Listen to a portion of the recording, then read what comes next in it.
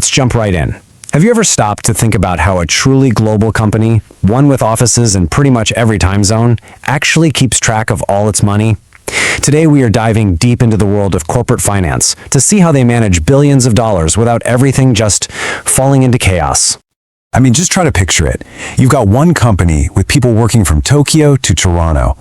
Every single second, money's moving around in different currencies through tons of different banks, all using different systems. How on earth do you make sense of that? It's a massive, massive headache. And you know, the cost of getting it wrong is just staggering. Well, turns out, the solution is a lot like what you'd see at a busy airport.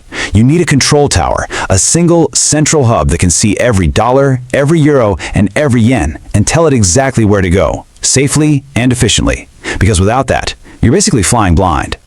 So what does it actually look like when you don't have that control tower? Well, let's take a walk through what I like to call the corporate cash maze. See, without that central view, you just get pure chaos. It's this tangled mess of different bank accounts, different systems that don't talk to each other. You literally have no real-time view of your own cash. And this isn't just messy, it's a black hole for money and a huge magnet for security risks. So, how do you get out of a maze like that? Simple. You build your way out. You construct that central financial control tower we've been talking about. And this is exactly where a solution like SAP's Advanced Payment Management comes into play. Its whole purpose, its entire mission, is to be that central hub, to become the one single source of truth for every single payment everywhere in the company.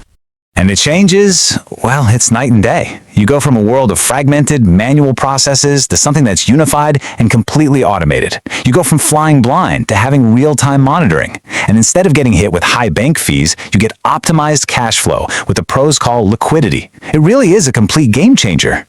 Okay, so that's the big idea. But how does this thing actually work? Let's take a look inside the control tower and see what tools are making it all happen. Now, one of the most powerful ideas in here is something called the in-house bank, or IHB. And it's pretty much exactly what it sounds like. The company basically creates its own internal bank. So instead of relying on outside banks for every little transaction between its different divisions, it just handles it itself. And this is where it gets really clever and saves a ton of money. First, all the different parts of the company pool their extra cash in one central place. Then, if one division needs a loan, instead of going to an external bank, it just borrows from this internal pool. This slashes external transaction fees and can even lower the cost of borrowing since the company can give itself a better rate. And it's not just about saving cash. The system is incredibly smart too. Let's say the office in Germany needs to pay a supplier, but the cash is sitting in the US office. No problem. The system can handle that, making payments on behalf of other branches. It can even manage payments between different parts of the company. It's like a financial nervous system for the whole organization. Now, of course, you still need to connect to the outside world, to the actual banks, and the system does this through a single, secure gateway. You can think of it like a universal adapter. It can talk to any bank in the world, but from the company's side, they only have to manage one connection. That means way less complexity, fewer things that can break, and a whole lot less manual work. Okay, this all sounds pretty impressive. We've got this high-tech control tower, but what does it actually mean for the business? What's the real-world payoff here? So let's get down to it. What's the bottom line? Let's break down the actual tangible benefits a system like this delivers. First off, you get a huge boost in efficiency. By automating everything, you get something called straight-through processing. That just means payments can go from beginning to end without a single person having to touch them. It's basically putting your finances on autopilot, which frees up your team to focus on much more important strategic stuff.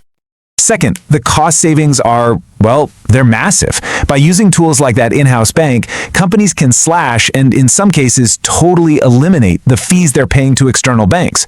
For a big corporation, we're talking millions and millions of dollars. Third, and this is a big one, for the first time ever, the finance team has total visibility.